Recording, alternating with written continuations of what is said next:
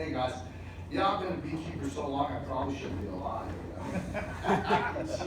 The '70s were great years, just for the older folks in here, I love it, I love it. So anyway, we're just gonna go over managing your bees, and how to increase your hives, because that is something that happens. It used to be, 55 years ago, 2 bees in a box, you're good as gold. I mean, we didn't have any problems. Well, we thought we did with Valkyries, that's nothing. Then all of a sudden, the rural mice came in the '80s, now you got Mr. High Beetle, and well, Mr. Wax Moth has always been a pain in the neck. He's been there forever. Now, you gotta look at the wax moth as nature's recycler. So, the big answer to all your bees is help them grow, is to try to keep them strong. And Eric was talking about keep those populations up, and if they're not up, you got decisions to make. But because we lose hives so much, it's nothing. If you lose your bees and you're a new beekeeper, you can come in here. I had 5 hives, and all of them died. All of them died but one. Do not feel bad, guys, because it happens to all of us, not including me. I was so upset once I lost a bunch of my bees in the bee yard. And came home, and I said, "Why are you in bad news?" Oh my gosh, I said, "I just got issues in this bee yard. I lost a lot of the bees' hives." And she said, "Really?" I said, "Yeah." I said, "I lost a ton of them." She said, "Well, I'll let you know what you're doing." Well, I did too, I guess not. So just because you've done it a long time, you don't have train wrecks. And so, don't expect all your bees to give you honey, and don't get upset about it. You've got a club here, and this is a very, very good club. And come here to meetings, or talk to them, or let them know, hey, I've got a problem here, and they'll say, hey, just hang in there, and don't get discouraged, because having your bees die, it's not a big deal. I mean, it happens to all of us. And you gotta realize I've got friends that lose 2,000, 1,000 hives a year or more. And so if you feel bad and you go in there and you lose your 2 or 3, those folks don't really have much sympathy. Plus they're trying to make a living on it. And they're the commercial guys. So, they'll come back. They won't even hear you. They'll say, go back out there, get new bees. There's a lot of ways to do it. And that's what I'm going to talk about today, is how to increase your hives and what to look for and the different things you can do as a beekeeper. So if you have questions, hold up your hand. This is just, this is going to be a two-way going through all this.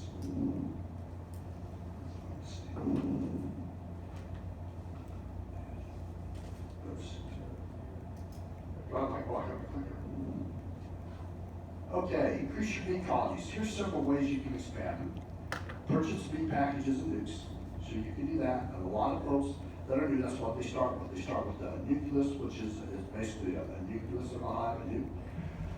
Catching swarms, guys, if you're going to be a beekeeper, you need to catch swarms, because it's a blast. So everyone thinks you're nuts and crazy. You're carrying all these bees, and you can just fulfill that role. Put it on Facebook, and you'll be like a bee god when you get home with those. So, I like doing that. I like catching swarms.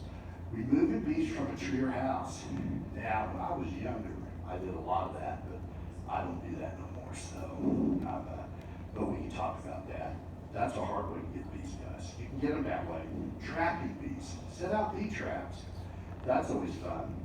I'll talk about that. One time I thought I was a really good bee trapper. The next year, I found out I wasn't as good as I thought I was. For 1 year, I thought I was. Split your hives. And to me, if you're a beekeeper, splitting your hives is a blast. It is so damn much fun, and you need to do it. And it helps you keep your bees going, and it's cheap, it's free, it's your bees.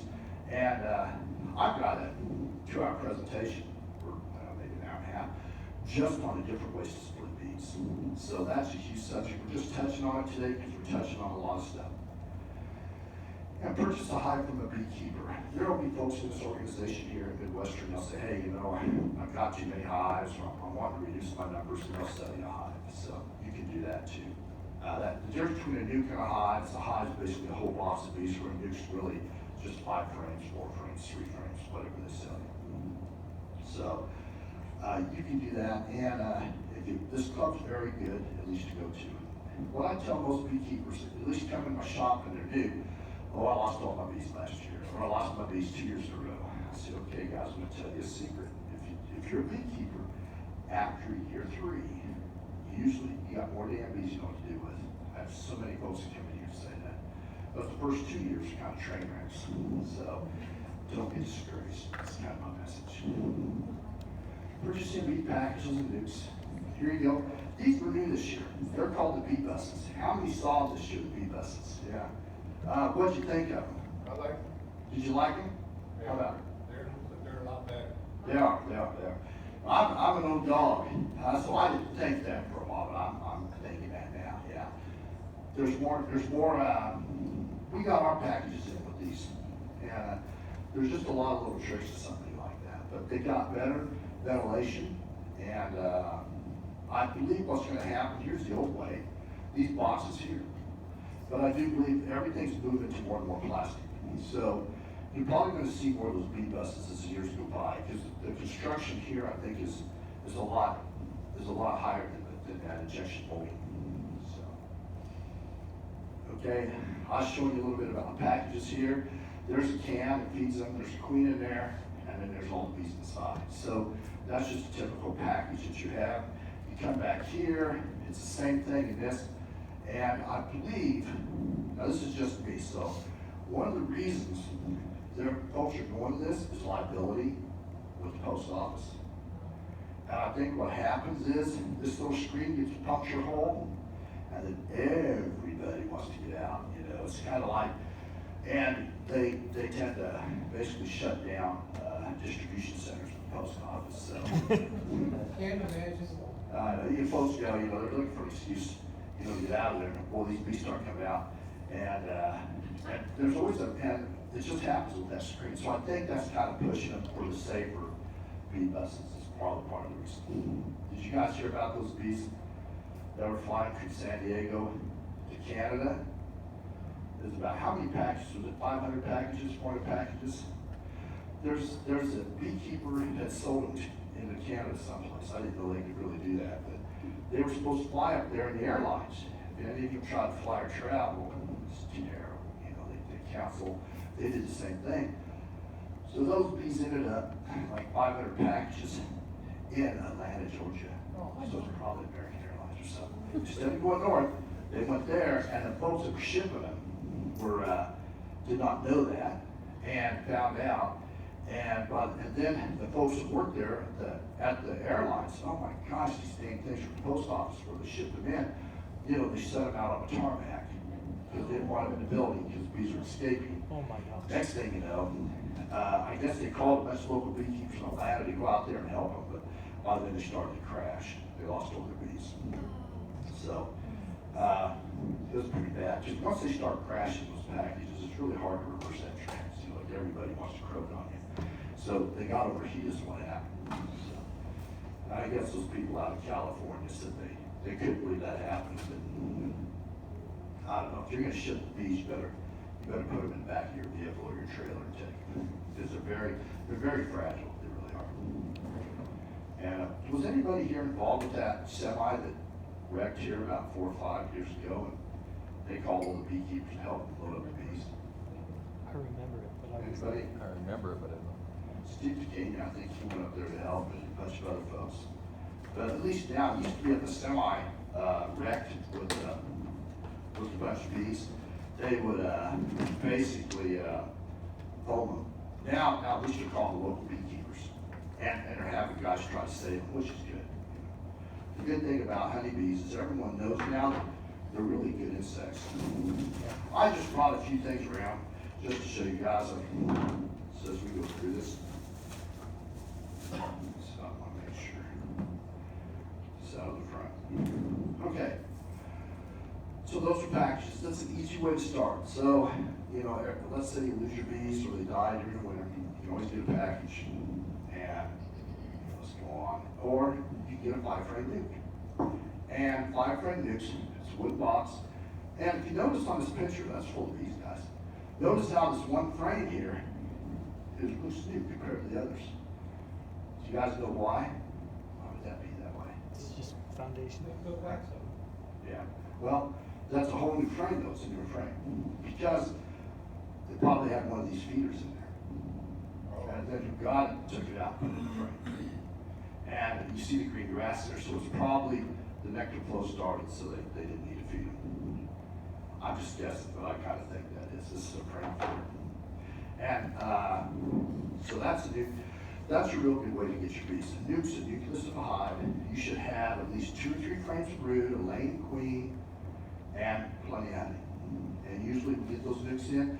The packages will come in the 1st of April, to the end of April. And then your nukes are usually toward the end of April into May. So that's when you get them. And a lot of these nukes are made from commercial beekeepers. And I had a lot of folks call me up and say, Robert, I got these nukes, but animal strengths are old and look like crap. And I said, well, that's how the industry works. These commercial guys, that's how they cull their frames and get rid of them. They're not going to give you the best frames. Now, some do, but most don't. And they just put in their own frames. But what you're wanting is a healthy nucleus colony that you can put in your hive. So this is usually a good way to start. How many folks got nukes in here this last year? Okay, got a couple. Year before last. Year before, how about packages? How many got packages? Does it matter if they were alive or? What, packages? Yeah.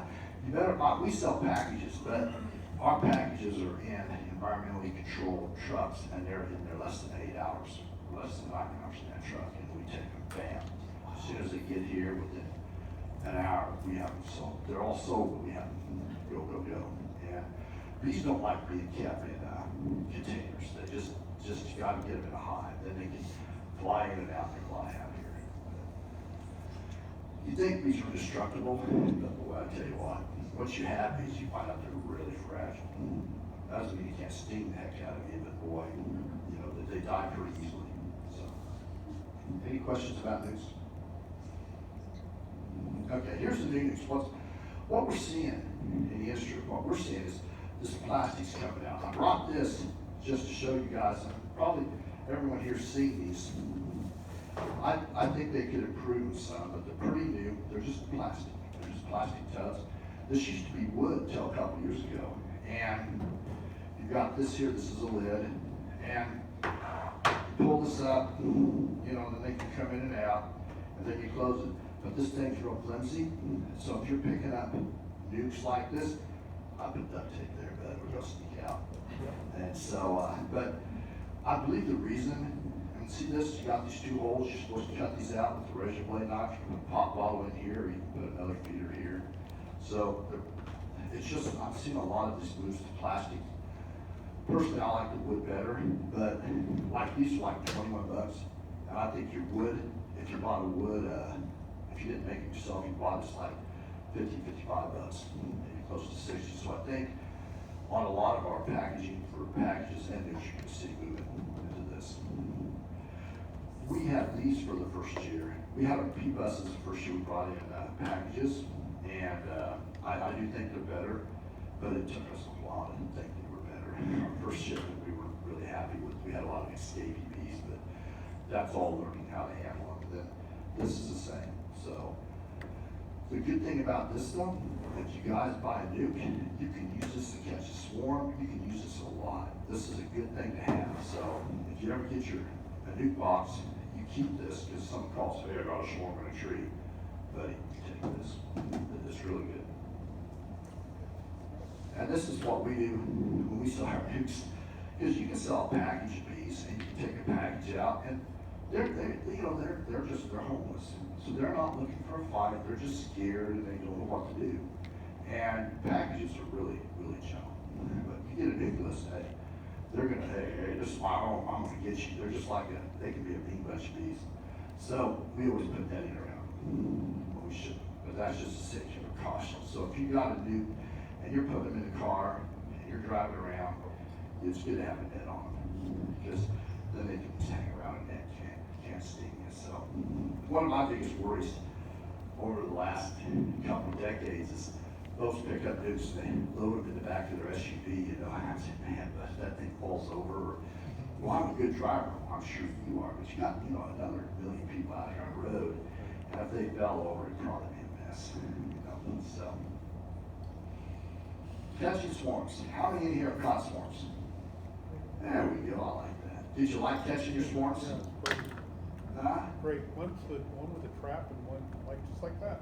Yep, that's what you do. Kids will swarm there. Look at that guy. He's all happy. He's got his keys to his car in his hand. I never understood why he's got his keys to his car. Some things in pictures bother me, but he's pretty happy, so I like to put him up there. Plus, he's wearing a suit. How many of you wore bee suits catching your swarm? How many didn't? Yeah, see, you guys all get to the point. You don't need to wear a bee suit. I was at a car wash, and one of those big car washes, they had a little tree. There's a big group, it's about double that size. And you know who works at car washes? High school kids, you know.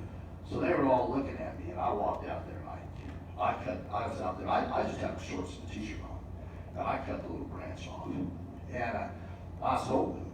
And all these, you get these high school kids, so I made them hold that branch. I had a few little chickens, but in all honesty, if you're in high school and you don't want to do it, your other high school students make, it's kind of everyone did it, kind of bullied them a little. So everyone got to hold the swarm of bees and got pictures taken. So I don't know what the guy thought of his car wash, because I think he had a lot of folks coming out. So enjoy it if you're catching a swarm, because folks will look at you and stare at you and just enjoy it and show them the swarm. I got a few pictures here. Here's one on canvas. Here's another one in a tree. There's one. I always like it when they get up here in trees like that, And I've got a new rule as I've gotten older, that the swarms over 10 feet off the ground, they don't exist. I don't do that. It's just like, they're low up there, but if they're not down, I don't see them. And I always like it when you got a bunch of branches stuck in there, it's got to feel free. But if you notice most of these swarms, the grass is green, you can tell it's in May. It's a good year. And then here they are. And usually if I go out and get swarms, I got a mess like that, you got to deal with it. So. And then I love it. See, they're on the side of a tree. That's always more fun when you brush them off, it tends to make them angry. And then you look at the other trees, there's no leaves, so it's an early swarm. Anyway. And then I was going to show, because it looks like you got a lot of experienced swarm catchers here, so you always try to put something down in front of your box or your hive. Like if you have one of these, you use these, or if you have a box, put it down. And notice how that guy's hiding that smoker behind him. I think he's trying to hurt him a little bit, but they're all going inside. Then I like this one because that's nothing but a cardboard box. I have folks call me up, hey, I'm up here in Liberty, and oh man, there's a swarm in my yard. I don't have any equipment. I said, guys, get them in a box. Get your equipment later. Make them think they're safe, because they may just decide to take off. Just because they're there doesn't mean they're going to be there in 10 minutes. So this person, you just take the box and do it down. They're all going inside. So you can get some frames to help them out. Remove the bees from a tree or a house. Okay, how many have done that? We got a lot of smart bees. Oh, we got some folks. Yeah, that can be fun, or that cannot be fun. When I was younger, we did a lot of that. Here's the house where they took away some of the sheetrock, and here's all the bees in there. And that's always a job. That's always a big job. Here's another one. Here's outside. This is outside the building. Cut that out. Got a good group pattern there. So if you're wanting to expand your bee yard, this is the last thing I'd ever do to expand my bees, guys. I don't care what anybody says. I have folks come in my shop, oh man, I found a log and we're going to cut a tree out. We're going to do that. We can, but it's a lot of work. And if you notice, here's some more bees in the house. If you notice how far apart, you got bee space in between your frames. You notice how far apart that is? That's how our frames in our Langstroth, that's why they're the way they're made. Because it keeps the bees drawn kind of straight. And then here's a guy who's vacuuming those bees. Now that's a tricky picture, because it looks like he's got his bare hand there. And I have never seen anybody taking bees out of a house with a bare hand. But if you look close, you'll see some webbing here. He's got one of those nylon gloves on, so he's not as brave as it makes it look. But if you're going to get bees out of the house, you need to have a bee bag, because there's so many bees, and you'll crush them and hurt them and kill them, and you need to get them out. And that's the best way to do it. Vacuum all the bees you can, even the queen, don't worry about it. Just get as many bees out of there so you can kind of collect everybody. Then here's a guy, he's all dressed up, ready to go. And he's got a smoker and his bee tool in his hand. He's going to start removing the wax the comb. And I put this picture in here because you notice how this, for all of you that have this ambition to get them out of houses and stuff, this good ambition, but see how he rubber banded them? This is brewed, he rubber banded them. You can see his hand through there, so it's up there. And that's what you need to do. Because you need a rubber band and save as much of that comb as you can and put it in a frame. And I always put rubber bands going the other direction too. And that way, and also there's an upside and a downside, guys. If you take it out, here I'll show you. If it's vertical like that, you keep that vertical, because when they draw out their wax, they draw it up a little bit. It's not level, it's up. So if you put it upside down, it kind of screws up. So always put it in your bond, put it in your frame the same way it is. And also, the most important wax to put in the frame is the brood. That's what you want to say. When you go through those, if I got like, let's say, 30 different combs, I preserve that brood. The cat brood, young cat brood, and I try to take really good care of it. The honey, well, I do too, but you can always recycle that honey for them. So you can always do something. You gotta preserve the brood. That way, your population will stay steady. Trapping bees. How many trap bees? Use lemongrass oil? Okay. Did it work? Yes. Did it work? Yes. Okay, good. Anybody else trap bees? Yeah, I was gonna say yes, it worked. 5 traps out, and I got one. How many traps did I you had put out? five of them out. Good, good. Oh yeah, trapping. Now, trapping, you usually put a box like that, or like this, you know, a little box. And then how did you trap? Did you put lemongrass oil in there? Yes. Okay, did you put lemongrass oil? More swarm from Yeah, swarm, oh yeah, same thing. Yeah, swarm trap. That works good. It really does. I have to say, I'm going to give Swarm Commander more credit than I used to. So, I used to think it might have been kind of a rip-off, but it works really well. I've been using it. Got a box. Now that's called, you know what that is? It's a flower pot. That's a flower pot trap. Now, why would I not want to do that instead of that? Any reason why? Here's a flower pot, yeah. I've got some of those in my shop. I don't like them. Again, tree, lighter. Yeah, they're lighter. But what happens when those bees move in there in 2 or 3 days? They start making comb and you have a mess. Yeah. You might as well be trying to get them out of the house. And if you got them in a box like this with frames, hey, they can be in there 2 weeks and you don't care. Then you just take them down and put them in your hive. So even though the flower pots are popular, I think you gotta have your eye on them. As soon as they move in, get them out of there, because as soon as they move in there, they're gonna start drawing comb. And then they draw comb from that lid down. It's just terrible. So if you're gonna set up a trap in a tree, that's what you need to use. Back here, here's a guy putting up his trap. Here's another trap. These bees are moving in. See how they got it up in a tree? And that's really an easy way to get bees, I think. If you're gonna expand your apiary. Here's another guy. They like to put the traditional trap. They like to put a board up there and put a nail or a hook into the tree. That way, just hang it. And then you may want to secure it with a strap and do that. And I have guys to tell you what, you need to strap these dang things. Because I don't care how you think that hook's going to work. I've seen dang storms and winds come up and everything. So, yeah, always strap it just to make it secure.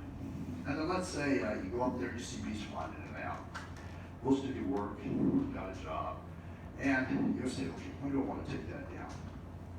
And you want to take it down at night, usually so all the bees are home, plug up the entrance. And then you want to move it over a mile from where it's at. Because if you don't, all those bees next there are going to go back up to that tree looking for their home. Because they'll come out of your hive if they don't look around. That's a bad thing. So if you guys are moving hives, you move them a foot or a mile, and that's really true. Because you'll lose a lot of your bees. So if you move them 100 yards, like I did a few times, I went back the next day because I was younger, and I always thought there was, a lot of snake oil in beekeeping, guys. I swear. There's more stuff I believed that I was finding was, not true. So one was, I said, well, I think they'll find a way back home. They won't. If you move them like 100 yards or 100 feet, they'll go back. The field bees will go out in the morning. Go back to the original location. So just make sure you move them. That just shows you what's inside. They like to put in a drawn comb if you can, one drawn comb. So Splitting your hives, okay. So wait, were you gonna tell stories about trapping bees? You were really good at it and found out you Oh, weren't? well, I liked it. Okay, when you're a beekeeper, you get all your stuff you screw up. So, anyway, I got out there and I trapped these bees. I did the lemongrass all that I did, and I had 6 traps out, and I couldn't believe it. I built them all up with bees. I thought, oh my gosh. So I thought, it's been a long time, and I think I finally figured it out. And then I took those bees out and put the traps back out, and most of them I got for some more bees. So man, I tell you, it's taken me 27 years. I figured this out. I am the damn smart trapper. The next year I put everything out just like I did before, and I didn't catch one damn trap of bees. So anytime you get cocky with beekeeping, they tend to teach you a lesson. I tell you guys, I have done stuff I'm just, almost ashamed to say, oh my gosh, And also something else I believe is if you get stung like hundreds of times every year, if you do that, you won't get arthritis. Yeah, I believe that BS too, Yeah, I've got arthritis in that 55 years. That's what I fell for. So I went, but what folks tell me, well, Robert, it'd been a lot worse unless you got all those stings, I kind of, maybe. Yeah, I got it from dang down. I don't know. So if you fall for something beekeeping is not true, don't worry about it. All of us. Okay, splitting your hives. Yeah, that's my story about traps. But I recommend everyone to set out a trap if you want to trap. Because just take the spots, put a few frames in it, put it in a tree, and just see what happens. If it's free bees. And if you get a lot of swarms, you'll get some. Okay, splitting your hive. And I always tell everyone this. Everyone talks about splitting hives in the spring, but no one talks about what we do in the fall. I think Eric kind of briefly talked about it, is you get your bees, you're trying to get through the summer, and then in the fall, that's your most important time to manage your bees. And so, splitting hives. This guy, you see he's going to split his hives there, and I enjoy that more than anything. Splitting hives is a blast. And one thing that I recommend is splitting a hive means taking frames from other hives to create new colonies. Okay? The worst thing, in my experience, you can do, let's say you're wanting to do 10 splits. Let's say 10, that's a big number. So you got 10, can be little boxes like this, and you're sitting out there. What you do, because you got to put queens in there. I always put baby queens in. And that means from March 15th till October, we have queens. Yes, October, we have queens usually. And we get them every week. They come in. And anyway, but if you put all your frames from one hive and you put them in here, and then you put in your queen, some of those older bees will say, you don't smell like mama, and then they kill her. So to help queen acceptance, you may get these 3 frames of brood. If they came out of the same hive, I put them in 3 different boxes. Then I get my honey from a different hive. And I might, if I can, I'll put 5 frames in here, or even 4, and then I'll put my feeder frame. You usually have to feed them. This is a good thing to do with these, is, put a feeder frame in there. And I'll put in 2 frames of brood, 3 frames of honey, or 2 frames of honey and feeder. And I'll do that, but I'll mix these bees up. Because it seems like if you mix them up, they accept your queen better. And I don't know, how many have found that to be true in here, mixing up your frames? What I do is I'll pull brood from this box, put it in another box, put the scooter on, put them back on there, and then in a couple of days when the workers come up and work them, I'll pull them off, let them sit for a day in their new location, and then I'll queen. Is your new location a mile away, or is it close? It's medium. It's in the VR. So, well, that's kind of a split there, yeah. So, but yeah, that's a good way. Anybody else? How do you do? I like that method too, because what you're doing when you're putting them up there, all the bees are coming up to cover the brood. So a lot of the bees aren't going up on those frames. So when you do move it, you're actually moving a lot more frames, just moving the frame out. There's no reason going with it. So, any other? Eric, did you want to hand? I did, yeah. I love mixing the frames up. It's helped me out. So It resets the whole pheromone structure. yeah, So always try to, so don't worry. And a lot of times when you get your bees like this, you're gonna have either a lot of honey or a lot of bees. I never have both, so it makes it easier for you, the beekeeper. So, You're talking about mixing frames with bees. yeah. I'm going I grab, just don't drag your queen across, so. You drag that, you kind of screw up both times, you know. You put your queen in there, they'll kill her, because they already identified that queen, and then you got the queen aside you created. Which gives you a nice brood break, but it usually causes stress. So, When you move frames for different hives, you take these off of them. no. Well, it depends. I mean, it's never a straight answer, guys, sorry. Exactly. If my eyes aren't as good as I'm used to being, and I found out I'm tending to drag the queen off more than I used to, so I watch it really good. If I got too many bees, I'll bang it, and then I'll bring it. But I try to drag as many bees across as I can on splits, just so I have the population there. And I've got several bee yards, and if I'm really into it, I'll take these splits I make, or I'll take these nukes I make here, take the bees, I'll switch them to bee yards, because my bee yards are 6-7 miles apart. So I can do that. Because if you don't, your older bees will fly out the next morning, then they'll go to the original hive. So you'll see a bee population drop on your nukes you created. So. But most folks, we don't have 2 or 3 bee yards, we just got one, so just put it there. It's not a big deal. I don't think. Some folks say you gotta do it, I don't believe that.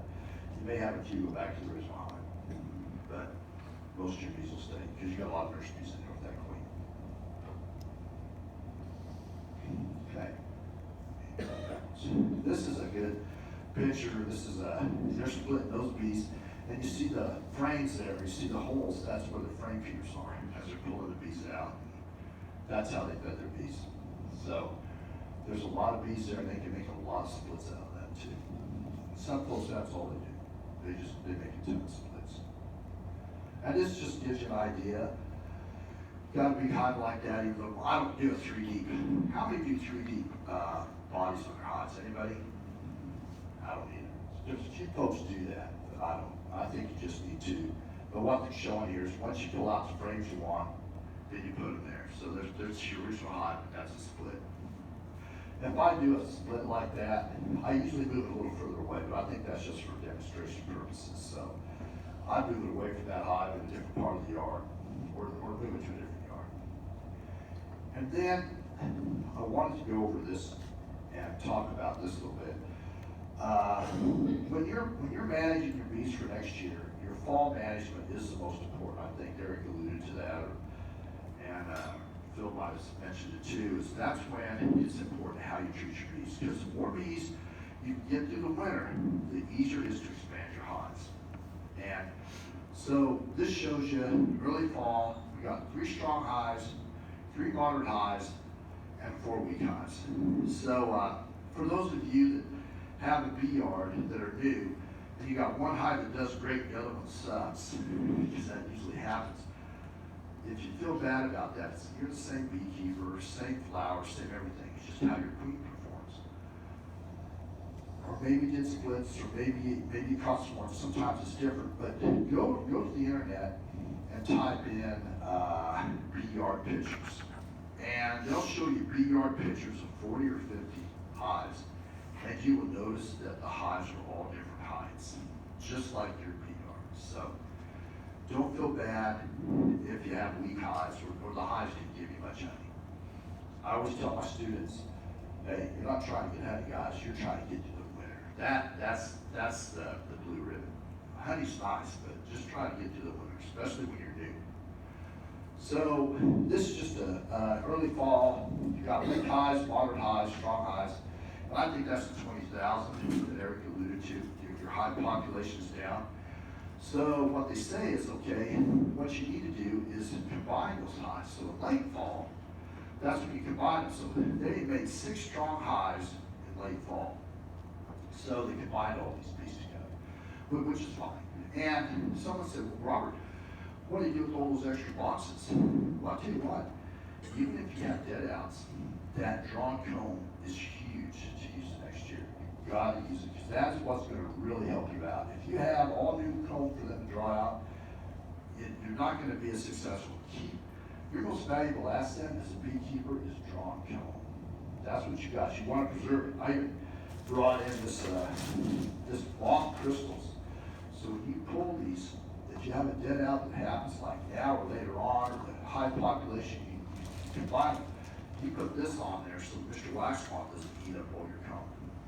And the rule of thumb of this, you take a teaspoon per box, or if you got a high body, 2 teaspoons. And you stack them up 4 or 5, and then you put them on there. And when these will turn, these are not mothballs, you can't use mothballs.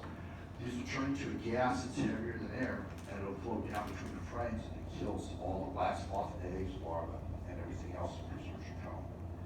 And then you kind of stack them up, and you put a lid on them, so you kind of fumigate it here with this. And then you check them in a month or 2, and if these are dissolved, you put some more on. But once you hit your first freeze, your hard freeze, you don't have to use these anymore.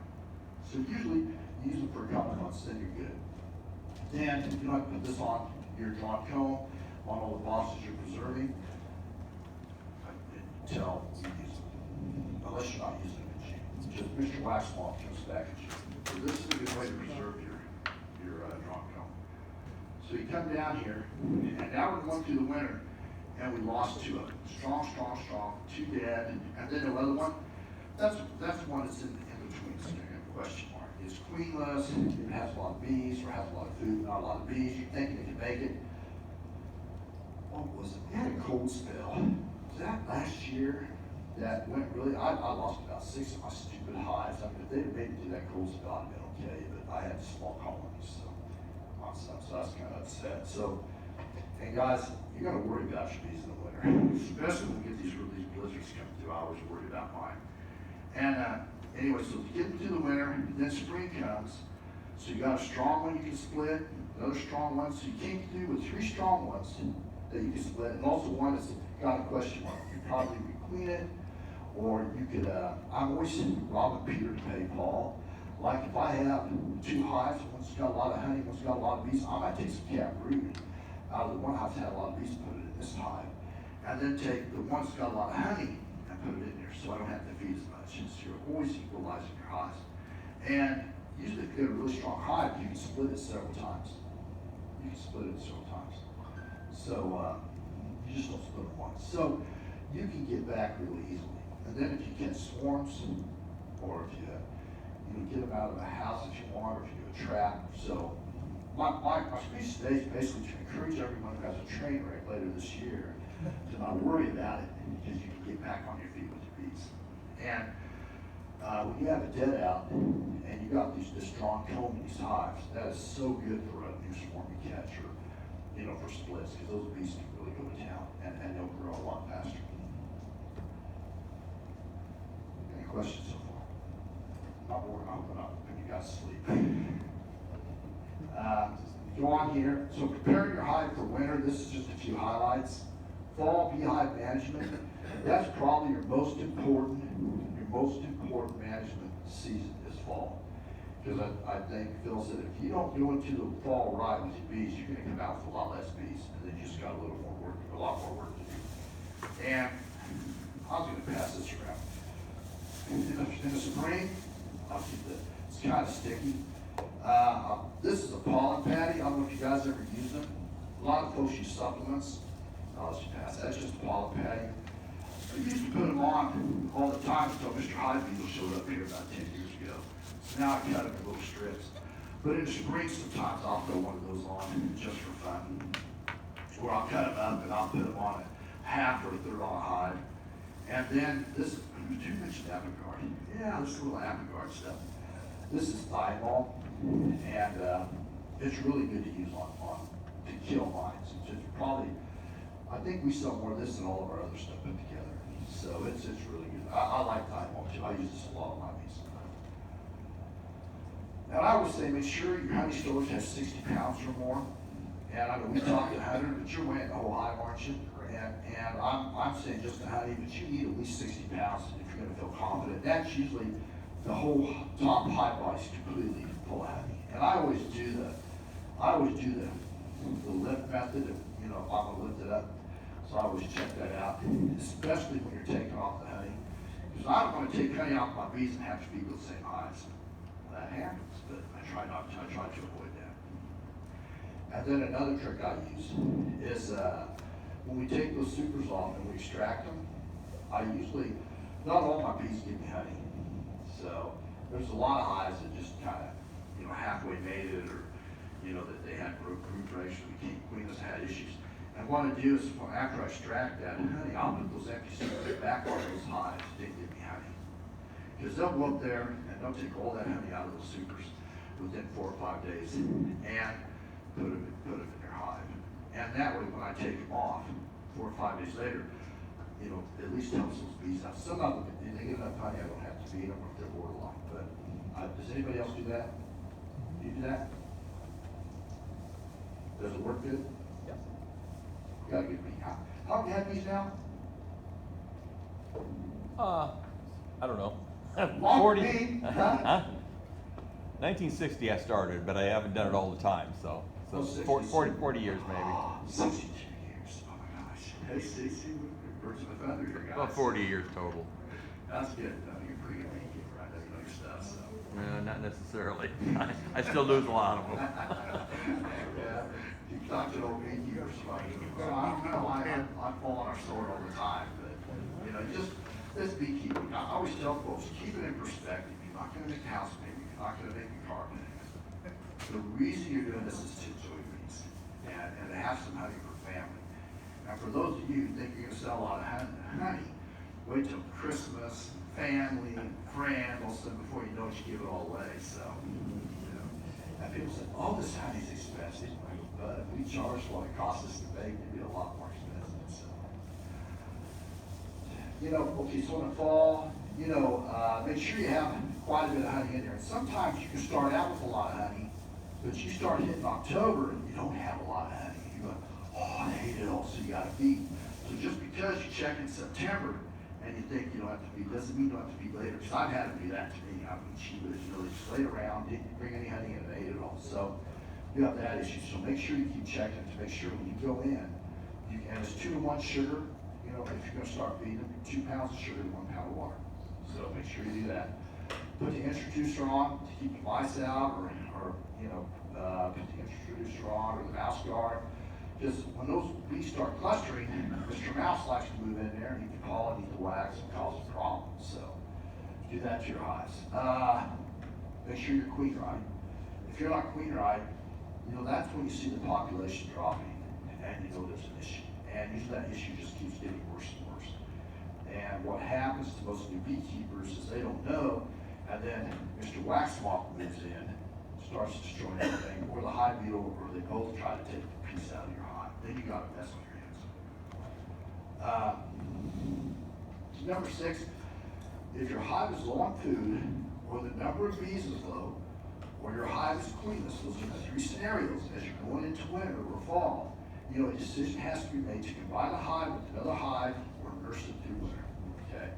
So what they don't tell you is, like I said earlier, we split our bees in the spring, but we combine them in the fall. There's nothing wrong with that. So if you can combine 2 hives that are low on, one's queen right and one's queenless, we'll put them together. Put that piece of newspaper in there, put some slits in it, and they will commingle. I don't know. We'll be much smarter. We won't have newspapers, guys. I don't know how we're going to do it. But that's a good way to keep them, keep it going. So I had one of the meanest hives in my bee yard. Oh, they were mean, and I remember I put three boxes of honey, 3 empty supers on them because I didn't want to jack with them. Because I'd be working this hive, maybe 3 hives down, they start banging off my bell. I said, I know who you are. And even the last ones I checked, and they were mean. Oh, they had that bad. But most of my mean hives give me more honey, so you can tolerate their bad behavior. So how do you do that? Well, you put more than 1 box on there. Put 2 or 3. You don't want to jack with them. You don't leave them alone. Because all they are they're just a problem. And so I was taking my honey off. I took the honey off all the beehives there, except for this one. I was getting toward the end. And so I put the fume boards on it, and I was going, they followed, they were driving them down. And I noticed they weren't mean, or as mean. And I started taking the honey off. I noticed there weren't that many bees in there. And they had become queenless. And so I took all their honey, and I didn't care. Yep. I didn't try to requeen. I said, no, you guys have been a pain. And I just took the honey, and it was just stinking. And then I just put the lid on them, and then I waited about another month when there were a lot fewer bees than I combined. But yeah, I didn't. I was kind of happy, to be honest. So you got bees like that, it'll cause you to think that way. But if you got, I'll tell you something else. Egg laying workers. Anybody have an egg laying worker this year? You got better than me. I had two or three eyes. Gosh, I always did egg laying workers. So I used to take, if you have an egg laying worker, all it does is drum count. So what you're supposed to do is take it like 30 feet away, and then take because you can't tell what an egg laying worker looks like, because it's a worker, but she's not fertile, so she's laying drones, and it's hard to see. So they can't fly though. Egg laying workers can't fly, so you take it 30 feet away, and then what you do is you knock all the bees out, and then you reassemble your hive with the original location, with no bees on the bottom board, on the wood, on each frame. And then what those bees, they'll come back, and they'll start swarming and getting in that hive, and the egg laying worker will stay where you knocked them off in the grass. Now that's one way to do it. Now that I've gotten older, I don't feel like jacking around and dragging something 30 feet doing that. So you know what I do? I put them on top of a queen ride hive. They'll go up there and they'll murder them for me. So once you get older, you start doing things a little differently. Yes? Question. If you have 2 weak hives, you got queens in them, you decide to combine them, you throw some paper down, and you combine them.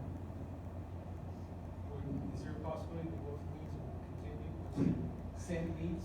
You know, the queens don't know how to share, man. I tell you, it'd be nice if they did, but I don't think so. Sooner or later, once we kill the other, they'll start piping. But if you could, that'd be a good arrangement though, especially if you're queen right on both of them. But what I usually do is I just combine with the paper between, I let the bees decide who's gonna live. Every time if I squished one or if I moved it out, it'd probably be the wrong one. It's a good question. I just combine them and wait and see. And I don't like doing it when I got 2 queen right hives either. If I can cheat by bringing some more brood over from another hive, I'll do that with my queen rights. I'll try to add, if I got a colony's got a lot more honey, I'll add that. And guys, it's okay to switch frames between hives. Do not be shy about that. That'll save you a lot of extra. Now, I'll try to do that with those queens unless you don't have enough, honey, and I'm getting toward the end of the fall. Then I'll say, do I want to feed them? And if I do, then I'll feed them and keep them separate. But a lot of times, if they've got a small cluster, then they'll freeze on you. So, hope I answered that good enough. So anyway, a decision to make to continue with the hive. And if you say you don't know, try it. Don't combine and see what happens. But I have folks call me up, like this month, Robert, I got this great hive, and I got this hive that's just doing terrible. Should I combine them? And I say, guys, when you do that, you don't need to combine them till the end of the year. Till let's say, September.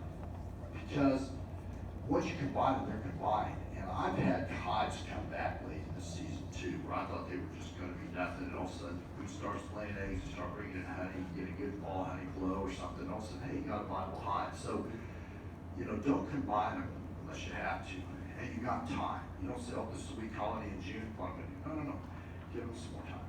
So a lot of times they'll surprise you, and you can do that. And then, I say, put moth crystals on any dead outs and hives to preserve the comb, and honey for your spring splits or swarms you would catch. So even if your bees die, I want to emphasize this, so, especially my new beekeepers that get broken hearts when you see the frozen chosen, 20,000 frozen bees. You just feel like crap sometimes. And don't let that get to you because you got a drawn comb. And as long as you got a drawn comb and you preserve it, you can use it next year. So don't try to feel so bad, because anymore the way we lose bees with the bromides, it's just something we do. Yes? I haven't heard that phrase queen right before. What's the definition? Queen right means you got a queen that's laying eggs. And she's fertile and she's not doing spotty brood. So it means you have a queen in there. Just like the question earlier was, if you got 2 good queens. Because what happens, okay, let's say you're not queen right, that means you're queenless. So you open up the hive, there's no brood, there's no eggs, there's no larvae, and you're going, okay, do I want to buy a queen and put her in? I will do that. If I got an adequate, like let's say September.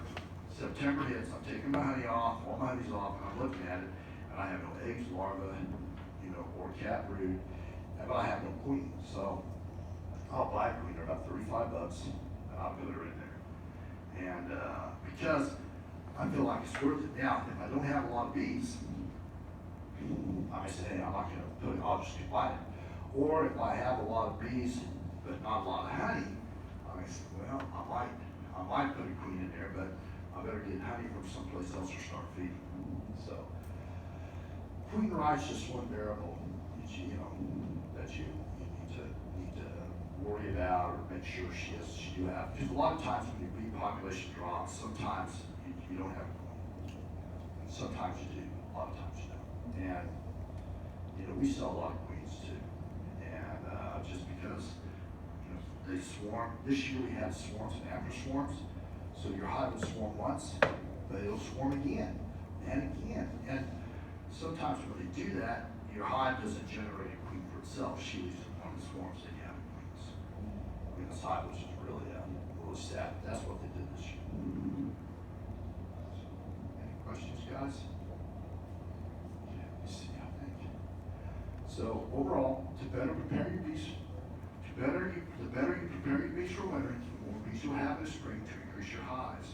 You can purchase your bees or catch swarms, but the easiest way to expand your bees is to split your hives. And I have a lot of folks, I don't know, I'm afraid I'll smash my queen or getting in there. And that's why it's good to be in an organization like this at Midwestern. Come here, come to the meetings, read the newsletter they send you. And if you have questions, give them a call. Say, hey guys, because chances are a lot of folks have the same question you do. And you may get different answers, but you'll get the general direction you go with your bees. So I think that's it. Thank you. Yes. Tell them the story you told me about the lady that came in you after about 3 weeks after buying the package and all her bees had died, about the feeding. She didn't feed. Okay, yeah. Guys, we're beekeepers.com. We're in Lenexa, and we have beekeepers coming every day. Sometimes a ton of beekeepers coming. I tell you what, you talk about horror stories, and I'm not kind of the cocky guy that says, well, I know bees. So I start hearing these damn stories. I get all paranoid too. I better go check my bees. But I know I have a million stories, but a gal comes in, she got her bees, and put them in, but she didn't feed them. And if you do that, and you get them April 1st, there's nothing for that bee. And was this the one where they all starved and she came in? Complaining to you about the bees were bad or something? Yeah, she said the bees were bad. And I said, well, she said, they're all dead. I looked at the box, they're all dead. I tell you guys so many stories. I'll make you feel good about being beekeepers. I got a million horror stories. I got millions. Yeah, and she came in and she's all upset because the bees died, but she never fed them. That's what we got to feed the sugar water. We tell folks that. We try to tell everyone who picks up the bees. And I'll have one of our bee clubs buy our packages. And they'll be buy like 20 packages, 50 packages, or even more. And all their bees live and they do a good job. But then we have other folks that take those bees out and just I had one guy, he took the can out, a little can. He came back a week later and he said, yep, they made everything in the can. I guess I'm good to go. Oh, I said, you gotta be kidding me. You gotta feed him. Oh, I think I yelled at him too. Oh my gosh, sometimes I don't mean to. I had one guy call me up and he had his bees, it was May. It was May 2nd or 3rd, he picked them up April 1st. Hey, Robert, my bees look really good, why don't y'all let the queens out of their cage? Oh. Yeah, I started yelling at him. I didn't mean to. Robert, you gotta calm down. But we tell folks, let them out. And, I had a gal call me up last year. She picked her bees up in April, and this was toward the middle of September. And she said, hey, there's something wrong with my bees. What's wrong? Well, I don't know, they went to the summer now, I think she had a bad mite infestation, or she was eating cleaners. But she says, I think they got some disease. Did those come from California? When I bought that package, did you bring a disease with them, And I go, I said, you've been through 7 generations. There's no way, in a world where I could see something. But a lot she didn't know. But she didn't know anything about bees either. So, yeah, and we tried it. I had an Ed Fisher, oh bless his heart. He used to be a member here, and he sold bee supplies. He's up north, and I remember he told me a story. He had a guy come by, sewing 5 hive bodies. So these were double hive bodies full of bees, sewing 5 of them. And the guy said he loaded them up at 5:30 in the morning. Because if you're going to move the hives, you move them at night. I always say, like teenagers, all bees come home at night, so plug up the entrance, you take them all, and the guy didn't tell him that he worked at the Claycomo Ford factory, and as soon as he picked up the bees, he parked his truck in that parking lot, and he went into his 8-hour shift. And when he got the bees down later that day, they were all dead. And he calls up Ed, y'all screaming at him about, I want my money back. Blah, blah, blah. Ed told me that horror story. So that makes me okay. You gotta take these bees, you gotta let them out. And it's just a lot of things happen with bees. And you hear these horror stories, and it's just as long as you come here, stuff's gonna happen, but at least we try to contain it to at least, not do something like that. So, but your bees need to breathe, so if you ever move bees, move them at night, or 5:30 in the morning when they're all inside, plug up the entrance, and then take them directly where you're taking them, have it all set up, so all you do is take the hive out, set it down, and you're done. Yeah. I think I dodged a bullet, because where I caught the swarm, set the hive up right below where I caught it. So I lucked out of it. Yeah, you did. You gotta move it. So you didn't move it, so they all It's stayed there. just 6 foot down. So there you go. Yeah, make sure you don't move them far, because they'll go back to the old location. And I tried that. I think I was about 12 or 13. I didn't believe it. I thought it was a bunch of BS. So I moved in 100 yards. And I ended up going back. I saw a cloud of bees where the hive was. And I had a super with the bottom board and the lid. So every late afternoon, I put the damn thing out there. Then I carried it at night back and put it on top of the hive. And I did that for at least 4 or 5 nights before those stupid bees figured out where to go. So, I mean, some of this stuff. Oh, one time, I tell you another stupid story I did. Oh my gosh, I shouldn't have said this. But you guys, don't feel bad about being stupid. I swear. Isn't that right? We done. I had a hive that had some wax moths in it. And I was, oh crap, damn wax moth in here. It was a weak hive moved in. So guess what I did? I took that box. I had a hive that was so damn mean. They were just, oh my God, you even look at the hive, they come at you and attack. And I put that hive body on top, knowing they go up there and kill them because they're mean. Well, guess what happened to my strong hive? Andy, what do you think happened? You know what happened? Did they, the wax was? Wax one killed my whole damn hive. Oh, my meanest hive. Because what I did is I put them on there, and thinking these mean bees would kill because they were strong. I mean, they were pea-bearded and mean. And what wax moths do though is they take over frame by frame. And so what they did is they already established in that box, and they just kept going till they dropped down on the side, and they kept moving over. And I ended up killing my strong hive because I thought I had a great idea there. So I was so upset. And I was upset at myself. I went back there, and the wax moth was all over. I mean, but they were just all over. And so what I did is I was so mad, I actually took those 3 hive bodies, took all the frames out. I had about 100 pounds of honey in there, got a lot of honey. And I just laid them out all over my bee yard because I let the birds come down and eat the damn worms, and I killed the worms because they had no place to hide. I put the frames there, and then I let the bees steal the honey because I had a lot of honey. And then the next day I picked up my frames, burned them. So guys, sometimes talk to this club before you do something stupid like I did. But overall, I'll let you go. I hope I didn't run too long here.